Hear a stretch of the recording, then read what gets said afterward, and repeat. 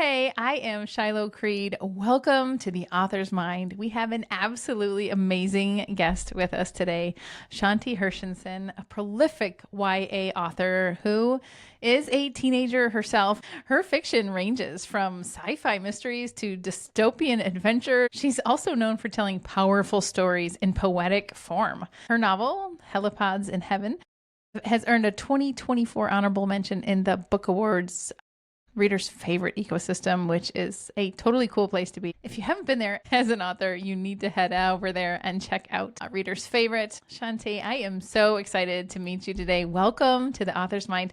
Tell us a little bit about yourself, your career up till now, and what you have coming up soon. Absolutely. So first off, thank you so much for having me. As you already said, my name is Shanti. I have been writing for about as long as I can remember, which is the silliest answer, but it's really the only one I can provide. I've been in love with it since I was a little kid. I started writing professionally, in the sense that I started publishing when I was 12 years old. And it's a bit of a chaotic story. It wasn't entirely intentional. What happened was me and a friend started writing this like novella together. It was very silly, and I really wanted a printed copy of this book. I almost like, in a sense, wanted to pretend to be an author. So I went online and I Googled, how do I print out a book? And one of the first things that came up was Kindle Direct Publishing. And I was like, this seems interesting. What's this? And I filled out the form, and all of a sudden I was like, my gosh, my book is on Amazon. Wait, this is like published. So, that aside, that was like kind of, in a way, I go back and forth on whether or not I should count it, but that was in a way my first book. And Absolutely. all of the chaos of being 12 years old aside, that was what provided me the skill set and the knowledge of self-publishing. So then a couple months later, I stuck at home during the pandemic. Because by the way, all of this happened in 2020. And I was like bored out of my mind, and I was like, I really want to write a book. And that knowledge of self-publishing and that like just understanding of like, in a way, how this worked and that it was possible gave me the motivation to sit down and write my first book. Although, if I'm being honest, when I was writing that first book, I had all these crazy, like, I thought this was going to be the next great American novel. I was like envisioning my interviews, I was like imagining my book signings. And I mean, honestly, quite frankly, a lot of the stuff I was imagining did end up coming true. Maybe not for that book, but in the future. So yeah, since then, I have never stopped. I have built this sort of slightly crazy writing pipeline. I write 1,000 words every single day. I'm always writing one book and editing another at the same time. And it has become this thing that has consumed my life in the most beautiful way. I really would not trade it for anything. Wow, that is a phenomenal story. Okay, authors out there, she was 12 when she figured out KDP, so do not let anything stop you. I absolutely love your passion for writing and how you already have like a rhythm that you're in. How many books have you written altogether so far? So, written, I am currently writing book number 39, which sounds like insane. And I have published 22. Wow. Congrats to you. That is absolutely awesome. I did run onto Amazon and popped open, is it Little Green Men? Is that the title? And read the opening. I absolutely love how you have kind of this like, let me tell you three things about myself. It immediately just opened the story in a completely unique way and set things off at a neat pace. Is that like writing an opening? Did that come naturally to you, or how do you kind of work with openings to your books? I've definitely gotten a lot better with openings through the years. I remember my first book opened where the character wakes up, and I learned very quickly, unless it's like something crazy's happening, don't do that. So I remember for that opening, it was definitely pretty natural, where I was like, okay, we need this character like in her natural habitat. And for this first chapter, because this is a quick, I mean, I say quick, it's a 400-page book, but this is a young adult like sci-fi slash contemporary novel. You have to get to the point pretty quickly. This is the chapter that's going to hook readers, and occasionally readers who maybe are a little bit reluctant to read. So I definitely knew like I need to have this character like in her natural habitat. We need to like we need to be introduced to the sort of outside of the crazy events that are going to happen. We need to be introduced to her world. And through that I have this interaction with her and her boss, who's the park ranger. And then at the same time, like later on in that chapter, we get the first sort of hint of like an irregular alien sighting. So it was sort of about like combining like the typical elements that are going on in her life in this way that's going to be fun and exciting for readers, and then also the new event that like sets off the storyline. So there was definitely, I was 14 when I wrote that, so it's hard to entirely remember how much of it was like this conscious thought process. But ultimately, when I look at it in hindsight, like that's kind of what went into that scene. Wow. Do you mind sharing how old are you now? I'm 18. 18. Wow. So 39 books. That's a lot of books per year since you were 12. That's amazing. I think I'm working on book 43 right now. That's awesome. So, man, you were going to fly past me. Kudos to you. I loved in your opening to Little Green Men that it was set in a national park in the opening scene anyway. And I write under C.R. Fulton, so I have a whole national park series. So I love this. It's so neat. What is your favorite genre? Because it seems like you've really written in a lot of places already. Where do you find yourself moving to? Two distinct genres that are my favorites is I love a good young adult dystopian book. I grew up on science fiction, and as I grew older and I started, obviously, like I started publishing in middle school, and that's when I got really serious about this. So that also was when my young adult dystopian craze happened. But I really love the way dystopian sort of packages these themes that are really like intense and yet actually like relevant to what we're experiencing in society, and yet puts them in these situations that are at times otherworldly and like very futuristic and very imaginative. And I think that can be so interesting because it's like this combination between like pure like distant sci-fi fantasy and then something that's like more contemporary. And with that, my other favorite genre is also young adult, but these like contemporary books that grapple with real world social issues. Particularly I love the ones that handle things that are experienced by teenagers in ways that are readable by teenagers. I like when they can also be used as sort of something for adults to study and like discuss. But at the same time, like I think a book that's dealing like a book that's portraying something that a teenager has experienced should also be readable by the people who are experiencing them.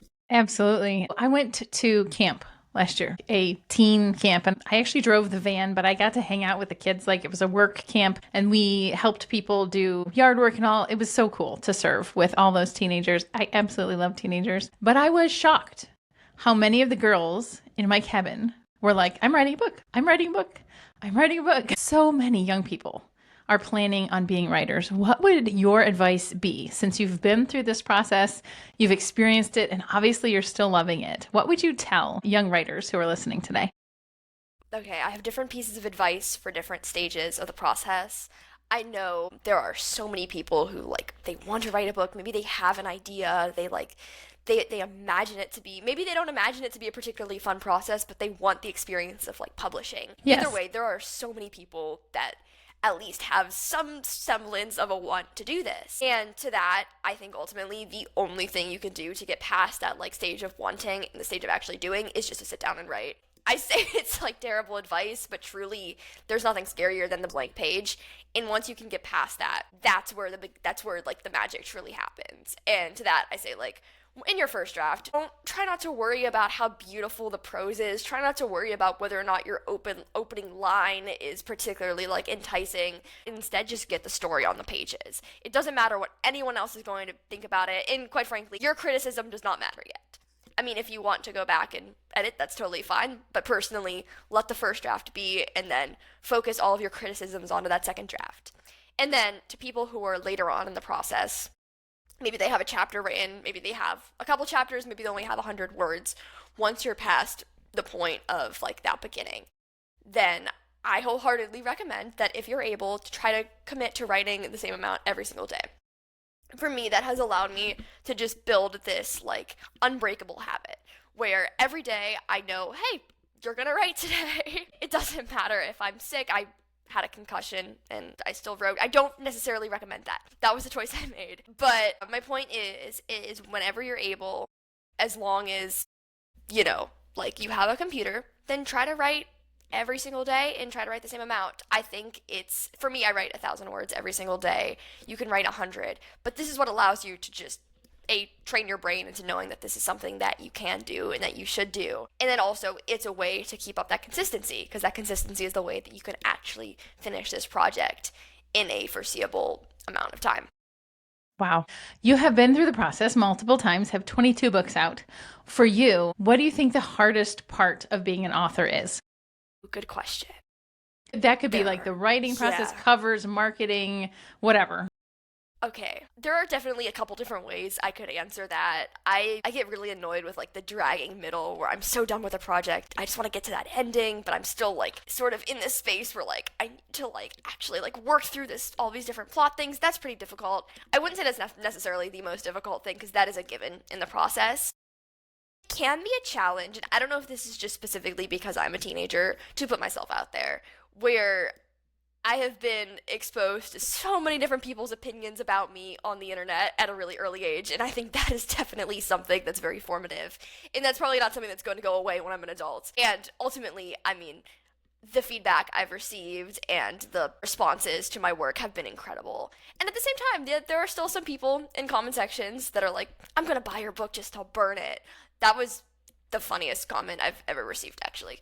And it's like, I mean, go ahead, buy it, and then maybe post a video and tag me in it so I can get some You go, engagement. girl. She's like, come on, bring it. Come on, do it. But ultimately, like, I will say, like, exposing, especially through some of my books that are maybe based on a true story or that have, like, real parts of myself in them, it can be kind of scary to, like, put the most vulnerable parts out there, knowing that people are now going to go and analyze this and read it and review it. But at the same time, it's something I wouldn't trade for anything. It is a really tough path to walk on. Reviews can be really hard to read. Like you'll read like 35 good ones and there'll be one like, and that one seems like it has so much more weight than the other, big, huge amount of good ones. And as authors, we do have to develop this ability to not care to some degree about what other people think. And you're right, though, as a young person, it is really hard to have other people's opinions. And most people are not that nice these days. It's a different world than when I was growing up, for sure. What do you think you'll do moving forward? Will you continue to just publish books at this pace? How do the books fit into your life? Yeah, I am currently committed to studying creative writing in college, so I have no plan B. Okay. This is what I want to do as my full-time job and what I want to do for the rest of my life. Through, of course, there are various paths this could take me, as I am obsessed with creating stories in so many different ways. But yeah, ultimately, I want to keep publishing books. That said, I have been querying. I think it would be really cool to traditionally publish and to see that new avenue in the different places that can lead me. Because while it's been pretty cool to manage my entire career myself, to like book all of my own events and interviews and do all of my own marketing, it could be nice to no longer be a one-woman show. It is a lot on your shoulders. And as authors, we think, oh, I wrote the book and now I'm done. No, oh my goodness, you have just started. And there are so many hats that we have to wear. We have to be able to put together a brand. We have to be able to put together marketing. We have to figure out what on earth that even means. Something amazing about you is how you've worked with TikTok to sell your books. Can you tell us a little bit about that journey?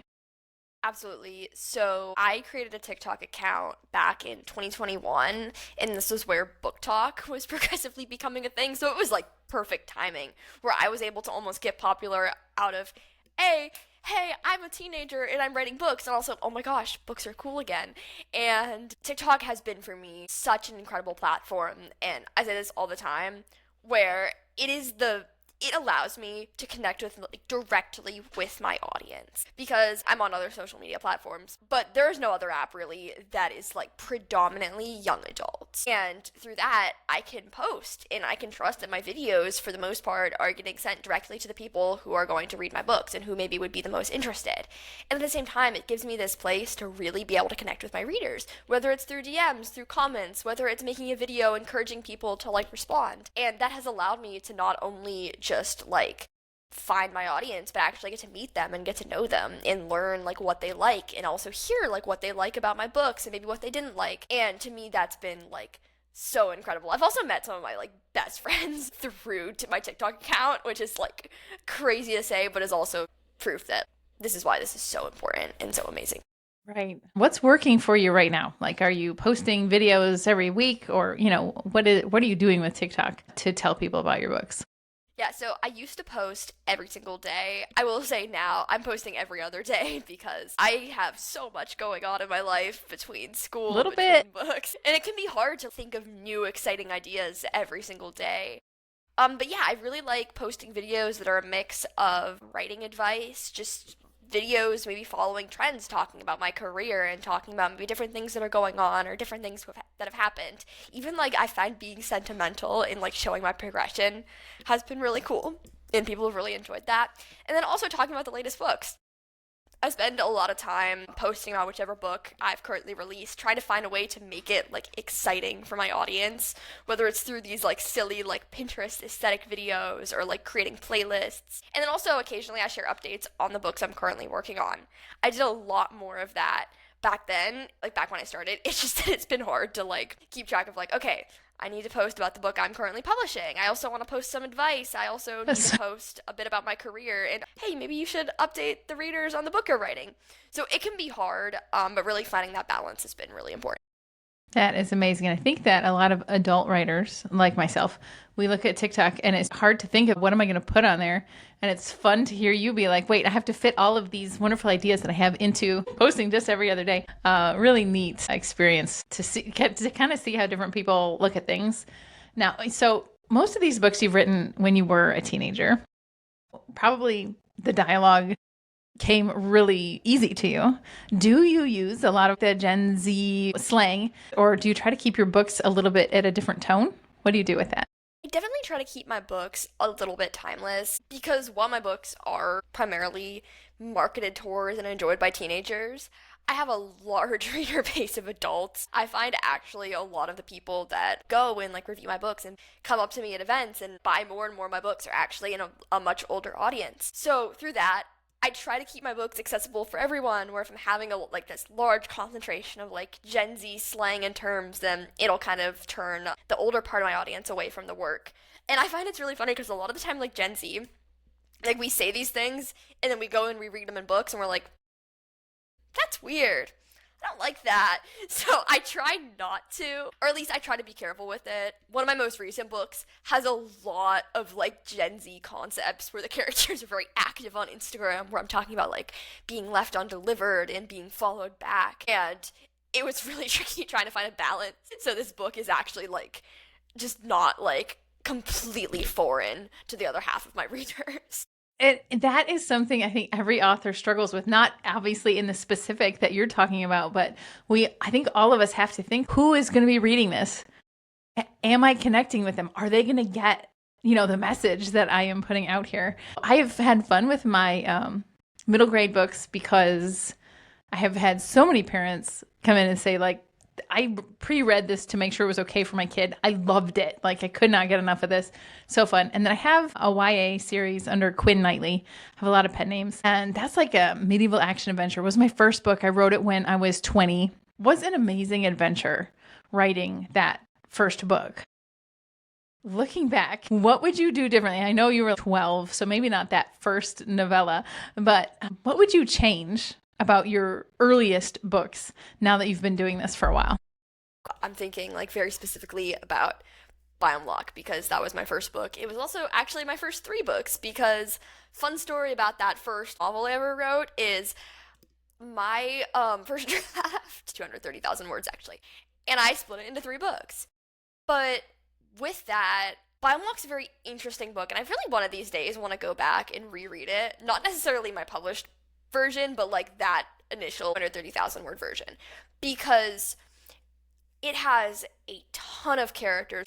We're going across like so many places, and I always say that's like, oh my gosh, the writing style, like I I had this problem where when I first started writing, I was writing these really short, choppy sentences because I was taught that you need a certain amount of sentences in a paragraph. And so I was really I was really like using this very formulaic sort of strained writing.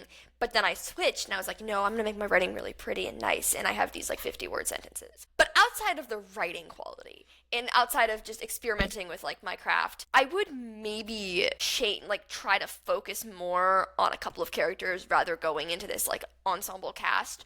Or on the other hand, I would actually do the opposite and I would drag it out over more than 3 books and try to focus individually on different characters.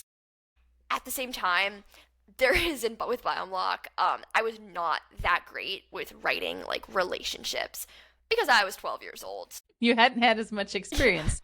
I would really try to like take a step back and like focus on how I can make these like relationships believable and how I can write these like, on the other hand, write trauma for these characters without them being like, oh, I'm broken. Right. That's such a big job for a person that was your age. That's amazing. Yeah. You have come a long way. Are you still handling, I know you just said you're kind of a one-woman show. Do you do the covers and the formatting and all the things? So I sort of do the formatting. I use Vellum to format my books. In that way, it's not like I'm like, InDesign. I was like InDesign. I was like, what's it called? I don't like that. InDesign, no. So it's not like I'm in InDesign, like doing it all and like uploading the headers and stuff. But I do control all the formatting of my books. I have to make sure like everything is in order. I have to make sure the scene breaks look nice, everything like that. I do hire my own cover designers. There are only a couple of books of mine with covers that I designed myself. And that's not typically what I do.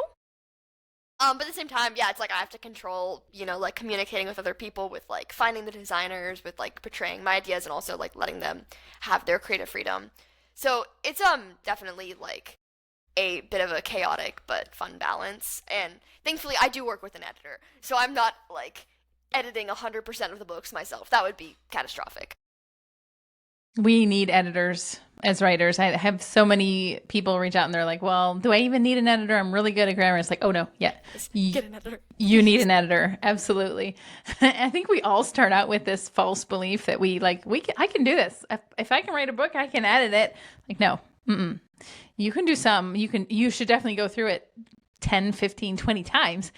Somebody else needs to go through it too. A lot of your reviews really center in on these like big twists that work. How do you handle that in your writing? Is that all planned out for you? Are you like a pantser? Do you go in with no idea, or are you a plotter? I typically say I'm a pantser, though I sort of fall in the middle, where as I'm writing, I start like listing out different ideas. Some of them happen, some of them don't. But typically when I'm halfway through the book, I have a somewhat clear idea as to how the book's going to end. I have had books where I've gotten dangerously close to the ending and I'm like, I have no idea how I'm going to wrap this up.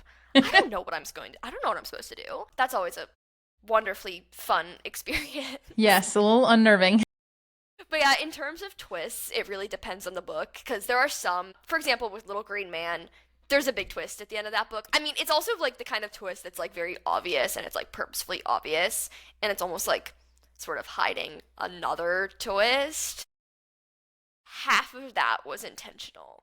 My I like that answer. Big red herring twist. I say it's a red herring as if it's not like the central thing in the book for that character. It's just that it's something like the reader likely figures out themselves. That was planned. The other twist wasn't planned mainly because the character that this twist centers around was not actually something that I had planned until I got to the point where that character was needed. So that wasn't planned from the beginning, though that was planned from like maybe the halfway point of the book. Right. Wow. And I have some where I just write them. And I'm like, see what happens. I surprised myself. I know Stephen King in his book on writing, that's one thing he says, like, how could anybody ever figure out one of my books if I don't even know what's happening until the end? So it works for some authors. Yep. Absolutely. So Little Green Man uses like inserts with reports and transcripts. Is that correct? Yes. Awesome. So when an idea came to you to use that in your book, did you feel nervous about that? Because it's a little bit outside of like norm. How did you handle that as a writer? Were you just perfectly confident? Part of the reason Little Green Man took so long to edit, because I wrote it when I was 14. I also wrote it in, I was gonna say 3 weeks, but it was not Little Green Man that took 3 weeks. It was the book I wrote before that. It took a month and a half. And part of the reason why it took so long to edit is because I had no idea what I was supposed to do with the various like mixed medias in the book, because I believe there's over 30 of them, because there's 30 chapters in there. There's usually one between each chapter, though occasionally there's like two. I feel like there's one where there's like five, and I had no idea what I was doing. I mean, I have to write emails, I have to write police reports.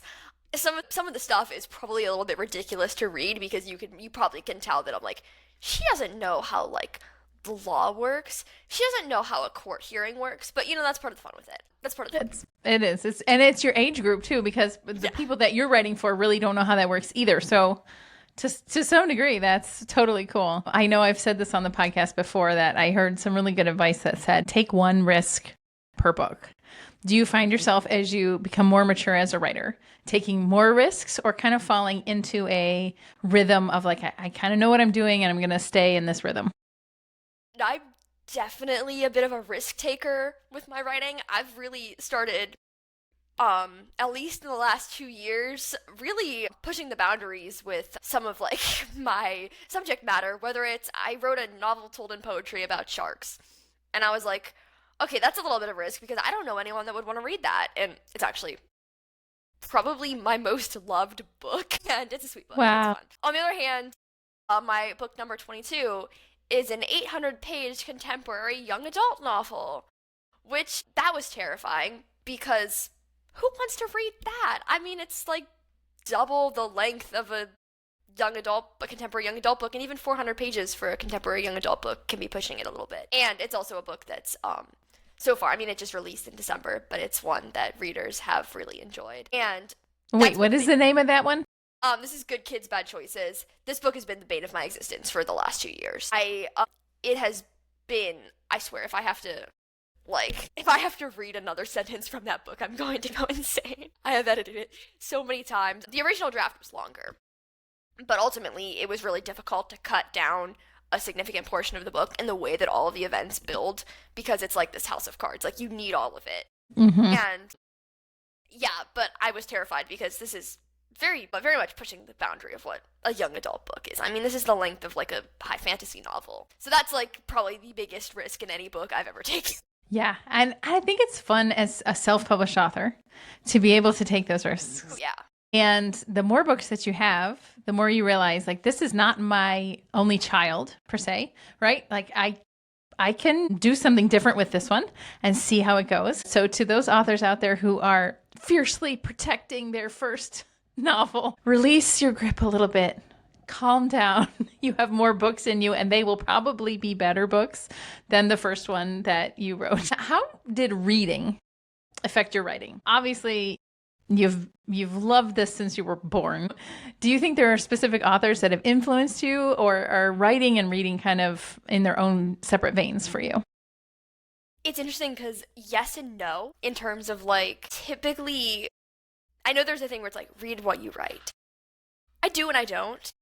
I mean, right now, everything I'm reading is for school, because I'm a senior in high school taking 2 English classes. There's a lot to read. Yes. But yeah, for the most, like, especially when I was younger, a lot of what I was reading really did influence what I was writing, where I learned a lot, for example, about like writing romance.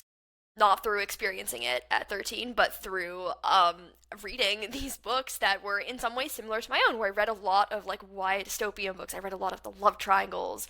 I read a lot of these like fun fantasy books. And I definitely learned a lot through those. One of my favorite authors is Leigh Bardugo, and I love how she writes her characters and how she writes her backstories and how she withholds certain information depending on the character's like point of view. And to me, it's incredible, and that definitely was an early, almost guidebook on how to balance multiple points of views, particularly through her series Six of Crows, and then also how to craft these characters that are compelling and interesting and tragic, and also just aren't your typical hero, that maybe are a little bit more like morally gray. Another one of my favorite books that very much influenced my writing, and I wrote my whole college essay about this actually, is The Perks of Being a Wallflower by Stephen Chbosky. That is my favorite book ever. Okay. And that book taught me a whole lot about crafting these storylines that are dealing with these very difficult like social issues and also in this sort of unconventional format. And at the same time for me, that book was a catharsis in this like place of healing, and it gave me this like space when I really like needed one. So then that taught me that like, hey, literature isn't only something to be like analyzed or to entertain, but it can also be a place, like a comforting place for the reader. It can. And as writers, we can offer people so much.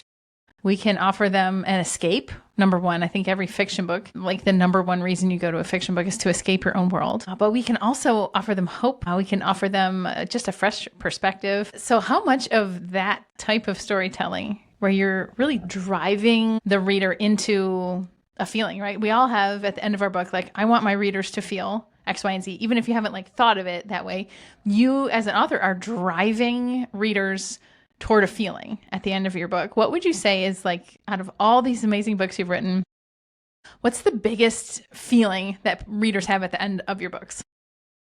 But for my novel Told in Poetry about sharks, for example, it's very, really cute. And I really hope the feeling you get when you finish reading that book is existential dread. I really hope that. That's interesting. Yeah. That's interesting. And so every book has a different direction, and it has somewhat of a different purpose. As authors, we create worlds, and we create characters within those worlds who can change people's lives. Really, thinking of a few novels that I've read where like their choices, those characters' choices are still affecting me. Like I still care about the way that they responded to a situation. And I know you've dealt a lot with like bullying and things like that in your books. What do you think is like the most important topic to cover for you as an author? I'm very interested in human rights. So there's a lot of that prevalent in my work. Whether it's like the fun, exciting young adult dystopian book I wrote about immortals, there's these sort of themes of like oppression and about the inability to perceive like other people as human.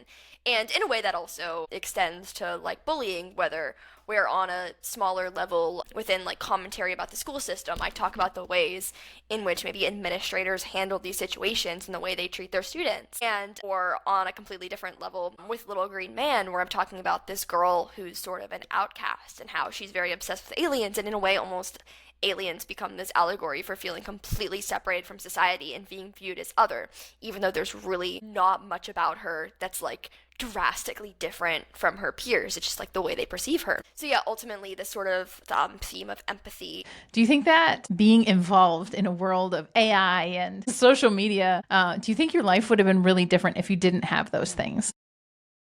Absolutely. I have things I can say positively about it and things that I can say like negatively. I was very much on the internet when I was a kid. I had a YouTube channel when I was like 8. And it was honestly like it was a really cool experience. A lot of my early creativity was actually on the computer because one thing just about me as a kid is my handwriting is really, really bad, and I also am not the most like in terms of fine arts, I'm not the best at fine arts, but I am someone who I consider myself an artist. I really love creating things. So having access to a computer when I was young, I created a lot of things on the internet, whether it was these like videos or these movies, or I was really into programming when I was a kid. So whether it was creating this like fun video game and of course at the same time writing. So having just like endless access to these like interesting resources and being able to like Google different things and really having just like this almost endless knowledge available for better or for worse was actually quite a positive experience. Though I will say, naturally, the internet is a scary place. I do try to, limit my usage of it because at the same time, like, I want to be able to go and connect with people. I spend a lot of time on my computer already writing. One thing about the internet is it's so easy to connect with other people who are similar to me, who have similar interests, and that's so cool. It's amazing to be able to find your tribe and connect. What are the biggest ways that you've moved your books forward as far as marketing goes? How have you been able to sell copies? I used to think that, you publish the book and then the marketing starts. No. Most of my marketing occurs before I publish the book. I do a lot of newsletter promotions. I use FreeBooksy, I use Bargain Booksy, I use the Fussy Librarian, all of those great tools to get discounted copies of my books out there for readers. That allows people, even if I'm not necessarily making the most money right away, that puts my books in the hands of readers who may go and purchase my other books, who will leave reviews, who will sort of join this like larger readership that I'm building. Really, like, platform building is something that's so like important. I am a really big fan of doing in-person events. I understand that's something that can be quite tricky depending on where someone lives and depending on the ability, because sometimes it can cost money. You have to buy the books and stuff. You have to create your marketing materials. But like, if you're capable and if you have the resources, doing events in person, whether it's like book signings at a local bookstore, which actually sometimes can be free, that's so helpful because it's like you're building your credibility, because when people look you up and they see she's done events, then that adds this layer of, okay, you're really doing this. It's not just a digital business anymore. This is something that's tangible in person. And it's also just a great place to meet readers, to meet different people. I've met people who, are from like my local news station. I've met journalists. I've met people with different businesses that then I could maybe collaborate with. So it's just this really cool vessel of getting to meet people and getting to like put my name out there and like building credibility. That is amazing that you've done all of that already. I hope it's sort of a kick in the pants to all of us other authors that we have more to give. And you're able to do more than you probably think that you're able to do. So to everybody listening, I hope that today's episode has really given you the ability to move forward. I hope that Shanti's story has encouraged you and influenced you and helped you to sit down in the chair and write, because that is where the power comes from, right? It's not the book that you wrote. It's the books that are going to come out of you that are going to keep things moving. So what would be your final piece of advice for other authors out there? You're never too old or too young to do something. And I say kind of both of those ends because on one hand, I hear teenagers and younger people being like, yeah, I'm too young. I'm just going to do this when I'm older. And I know that's something that I at one point believed in. Inevitably, it's not true. But at the same time, I also hear a lot of adults being like, I'm too old to do this now. I should have done it when I was younger. No. If you can write, you can write. There are writers who got famous in the later part of their life, and that's just, it's different for everyone. Why wait? Yes. That makes me think of something I read from Jerry B. Jenkins. He wrote the Left Behind series, which I haven't really read many of that series, but they have sold over 60 million copies. So a lot of books went out, right? And he said that first book in that series was his 125th book. And I was like, because I was at the point I was thinking like, oh man, I've got 42 books. I wish I was further. Like, I wish I had accomplished more, done more. And I know that might sound stupid. It was really like on that day, I needed to read it. Like, wow, it was his 125th book that really took off, that went absolutely wild. And it was like the right word at the right moment. So I hope that for our listeners today, this story of starting out at 12 years old, figuring out how to publish a book on her own, Shanti's story, will absolutely inspire you to go and write your book. I have so enjoyed today's episode, Shanti. Thank you for being here. How can we connect with you? Of course, so you can find me, you can find my books basically anywhere you can buy books online and in some stores. I know if you go to maybe your local independent bookstore, your local maybe even if you're local Barnes & Noble, then you can, if they don't have them, you can order them and they'll ship them and then you can pick them up. And also, of course, all the major retailers. My website, you can find me on my website, which is shantihershenson.com. That's ShantiHershenson.com. And you can find me on my Instagram, which similarly is Shanti Hershenson, and my TikTok, which is at Shanti Who Writes. Awesome. Thank you so much for being a guest today. Of course. Thank you so much for having me. You're welcome. I am so excited to hear from a young person who has drive, intention, and focus, and is accomplishing so many things in this world. Listeners, if you have a subject that you want to have covered about writing, let me know. I'll put my email down in the show description below. Make sure to go check out Shanti's work, and we will see you next time.